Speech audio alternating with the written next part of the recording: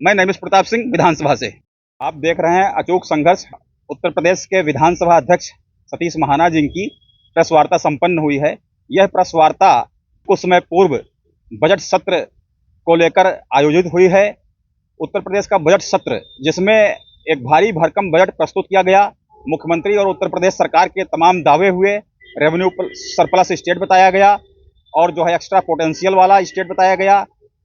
Budget की जो theme थी वह समर्थ युवा, खुशहाल किसान एवं सुरक्षित स्त्री, इसी थीम पर बजट प्रस्तुत हुआ और उत्तर प्रदेश सरकार ने, मुख्यमंत्री योगी आदित्यनाथ जी ने, उनके मंत्रिमंडल के सहयोगियों ने विभिन्न विभागों में जो अच्छे कार्य हुए हैं उनको रखते हुए और सर्वश्रेष्ठ प्रदर्शन की बात दोहराई गई। इस विधानसभा का जो बजट सत्र था उसमें जो सबसे ज्यादा मुद्दा छाया रहा वह मुद्दा था एआई का चमत्कार।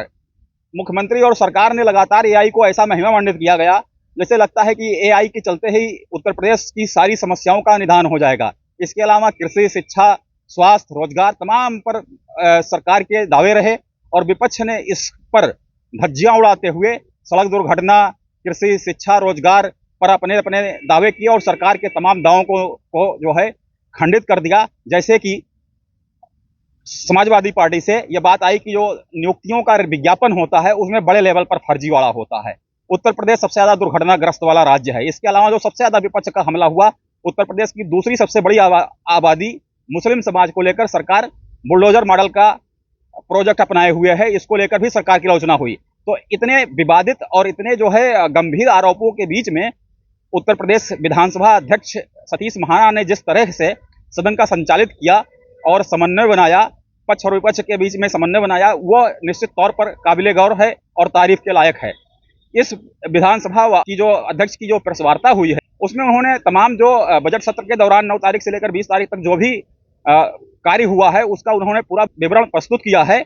इसके साथ साथ इस विधानसभा अध्यक्ष की इस प्रेस वार्ता में 2 प्रमुख मुद्दे उठे। एक तो उन्होंने स्वयं स्वीकार किया कि संस्थाओं का पतन हुआ है और दूसरा उन्होंने जो जब अचूक संघर्ष की तरफ से सवाल हुआ कि साइबर अपराध, एक तरफ तो एआई को इतना महिमा मंडित किया जा रहा है और दूसरी तरफ सरकार जो है साइबर अपराध को रोकने में सक्षम नहीं हो पा रही है पुलिस, तो इसको लेकर क्या आप कुछ करेंगे? कमांड ऑफिस तक नहीं है और पुलिस नहीं सुनती है। इसके पास मेरे पास सैकड़ों था, क्या इसको लेकर कुछ मतलब इसके ऊपर चर्चा हुई थी? इसके ऊपर विधानसभा में चर्चा है। गवर्नमेंट द्वारा इसके जो साइबर सेल्स स्थापित किए गए, जैसे उन्होंने कहा पहले कुछ पेपर काम नहीं थे और हर चीज किया तो एआई तो है, ये आज की डेट में एआई असली स्वरूप। इस पर सतीश महाना जी ने उत्तर दिया कि उत्तर प्रदेश सरकार और भारत सरकार, डबल इंजन की सरकार, पूरी तरह से साइबर अपराध को रोकने के लिए तत्पर है। सवाल ये उठता है कि सरकार के ये दावे हैं लेकिन जो साइबर अपराध होता है वो विश्वव्यापी होता है। तो उत्तर प्रदेश, मैंने जो अचूक संघर्ष की ओर से जो सवाल हुआ था कि सरकार जो है इसमें सक्षम नहीं साबित हो पा रही है, तो जब एक कमांड ऑफिस तक नहीं है उत्तर प्रदेश में, जैसे कि उत्तर प्रदेश का ये एक विभाग का मामला नहीं है अपराध का, ये सूचना प्रौद्योगिकी, कानून विभाग, गृह विभाग, पुलिस विभाग, सबका ये कोऑर्डिनेशन होना चाहिए, भारत सरकार से कोऑर्डिनेशन होना चाहिए। जैसे कि दुबई में बैठकर कोई अगर उत्तर प्रदेश के आदमी को अपराध का शिकार बना रहा है तो उसको रोकने के लिए अंतर्राष्ट्रीय स्तर पर जब तक एक जो है समन्वय समिति नहीं बनेगी, भारत सरकार की, उत्तर प्रदेश सरकार की और अंतर्राष्ट्रीय स्तर की विभिन्न देशों से कोई समन्वय समिति नहीं बनेगी, तब तक साइबर अपराध कैसे रोका जाएगा? यह बहुत गंभीर सवाल है। और फाइनेंस के सेक्टर में आप देखिए तो बैंकिंग के सेक्टर में लगातार जो है अपराधी मासूम नागरिकों को शिकार बना रहे हैं, बड़े पैमाने पर पैसा निकाला जा रहा है, लेकिन जो है उसको लेकर पुलिस, गृह विभाग और सरकार कारगर नहीं साबित हो रही है।